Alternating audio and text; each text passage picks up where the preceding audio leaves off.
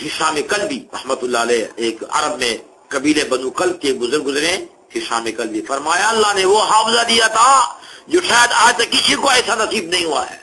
فرمایا کہ 3 دن میں نے پورے قرآن پاک کو حفظ کیا۔ یہ علامہ شامی نے رد المحتاج، جس کو شامی کہتے ہیں، اس میں لکھا ہے۔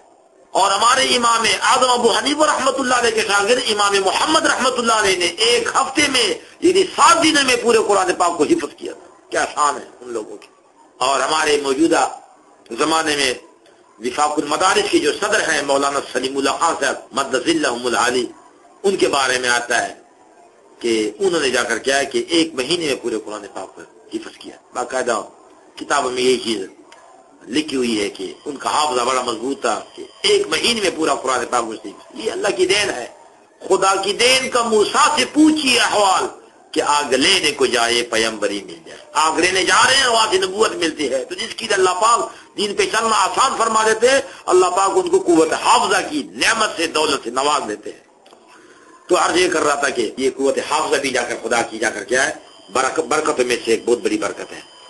امام شافعی رحمۃ اللہ علیہ جو پہلی مرتبہ امام مالک رحمۃ اللہ علیہ کے درس میں بیٹھ گئے، غربت تھی، پیچھے بیٹھ گئے۔ امام مالک رحمۃ اللہ علیہ حدیث سنا دیتے اور لڑکے جا کر لکھ دیتے۔ اس زمانے میں کتابیں، یہ مطبع، یہ چھاپخانے، یہ چیزیں نہیں ہوتی تھی۔ لوگ استاد کی کتاب لکھ لیتے تھے، استاد کی تقریر کاپی میں کاغذ پر لکھ لیتے تھے، حدیثیں لکھتے تھے۔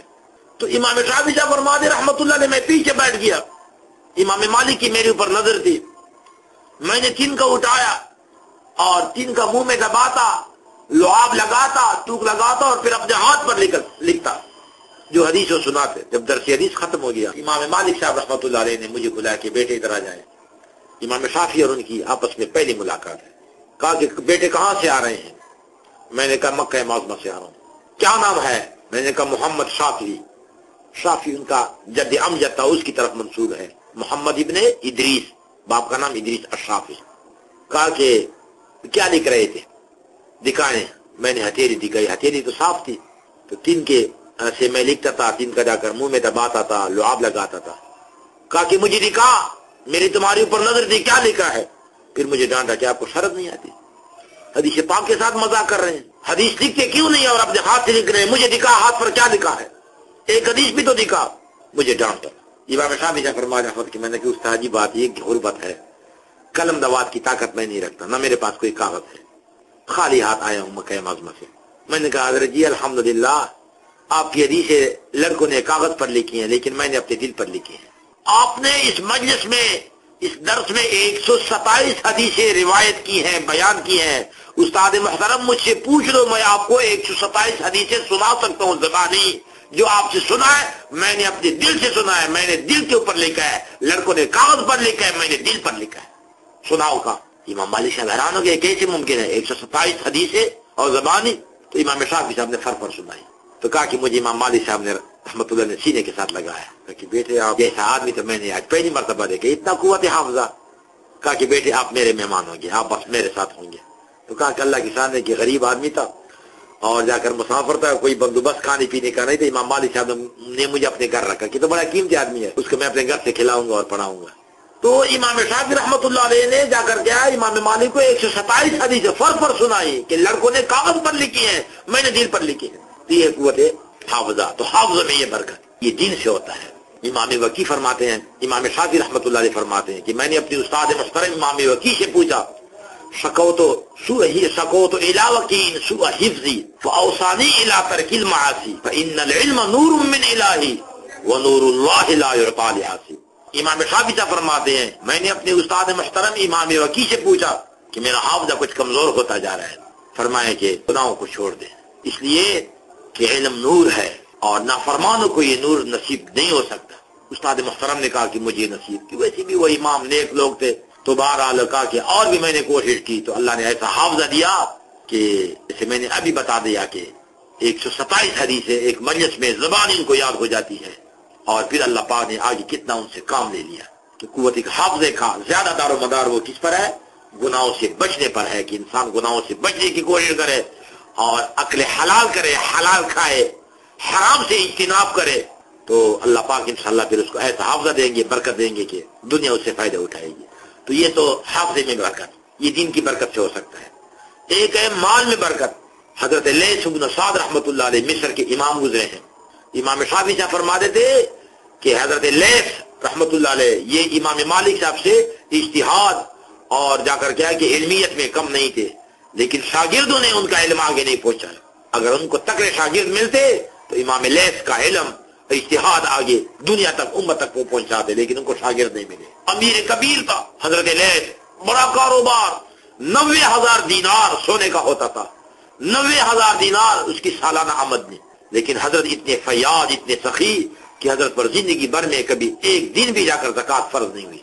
90,000 دینار سونے کا پیسہ آتا رہا اور چلتا رہا، اور حضرت کے پاس جا کر کیا ہے سال بھر کبھی پیسہ نہیں رہا، حضرت پر زکوٰۃ کبھی فرض نہیں ہوئی۔ حضرت کے دسترخوان پر 300 مہمان روزانہ کھانا کھاتے تھے، اور فرماتے تھے کہ جب 300 بندے کھانا کھائیں گے تب میں اپنے گھر سے کھانا کھاؤں گا، جب تک 300 بندے پورے نہ ہو تو میں کھانا بھی نہیں کھاتا۔ اتنے سخی، روزانہ 300 مہمان گھر سے کھانا کھاتے تھے۔ اور برکت کو دیکھیں، مال میں بھی برکت آتی ہے جا کر کسی دین کی وجہ سے۔ ویسے تو مال دولت تو ہر ایک کو ملتی ہے، برکت کا مطلب یہ کہ انسان اللہ کی رضا میں اس مال کو لگائے، آخرت کے لیے کچھ کر لے، دین کی نصرت میں، دین کی محبت میں، دین کی محنت میں لگائے۔ حدیث میں آتے انسان کہتا ہے میرا مال، تمہارا مال تو وہی جو آپ نے کھایا یا آپ نے پھینا یا آپ نے آخرت کی طرف بھیجا، جو آپ سے رہ گیا وہ تمہارا نہیں، وہ تمہارے وارثوں کا ہے۔ اس لیے حضرت علی رضی اللہ عنہ قبرستان میں کھڑے مردوں کو تقریر فرما رہے ہیں۔ فرمایا ہاں سنا، تم تو نہیں سناتے، میں سناتا ہوں کہ تمہارے پیچھے کیا ہوا۔ فرمایا خدا کی قسم جن بیویوں پر تمہارا ناز تھا، جن بیویوں پر تمہارا ناز تھا، انہوں نے جا کر آپ کے مرنے کے بعد دوسری شادیاں کی، آپ کو بلا بیٹھے۔ جن اولاد پر تمہارا ناز تھا کہ میری اولاد، میرے بیٹے، خدا کی قسم تمہارے مرنے کے بعد ایسے کھیل کود میں مصروف ہے کہ آپ کو بلا بیٹھے ہیں۔ ان کو یاد بھی نہیں رہتا کہ ہمارا ابو کدھر پڑا ہے، کم از کم ان کے لیے دعا تو کریں، کوئی خیرات تو کریں، کوئی تلاوت تو کریں، کوئی نفل، کوئی 2 رکعت نماز تو بھیجیں۔ کہ خدا کی قسم تمہارا وہ مال کہ جس کو تم لوگ جا کر کیا حلال حرام کی تمیز نہیں کرتے تھے کمائی میں اور کماتے تھے، آج تمہارے صدار ان کو جا کر کیا ہے کھانے پینے میں اور جا کر کیا ہے عیاشی میں اڑا رہے ہیں۔ یہ نہیں سوچے کہ جس نے محنت کے ساتھ یہ کھمایا تھا اس کے پیچھے تو ایصال ثواب کے لیے کچھ بھیج دے۔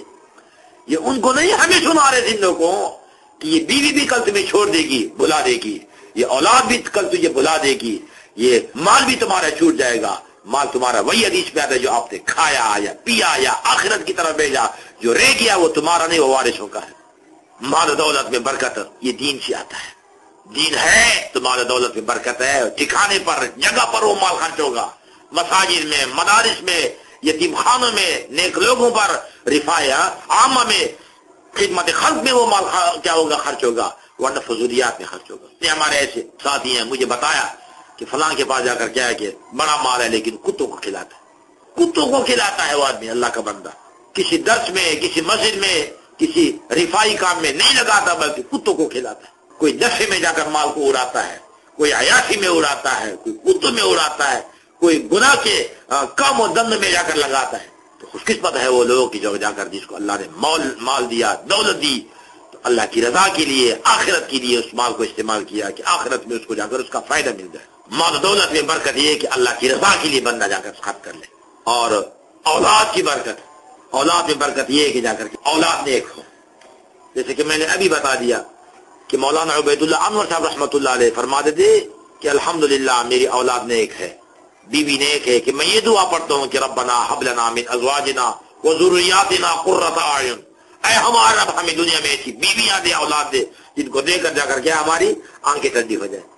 تو اولاد میں یہ برکت ہے کہ کل جا کر حدیث پاک میں انسان فوت ہو جاتا ہے تو اس کا عمل بھی ختم ہو جاتا ہے۔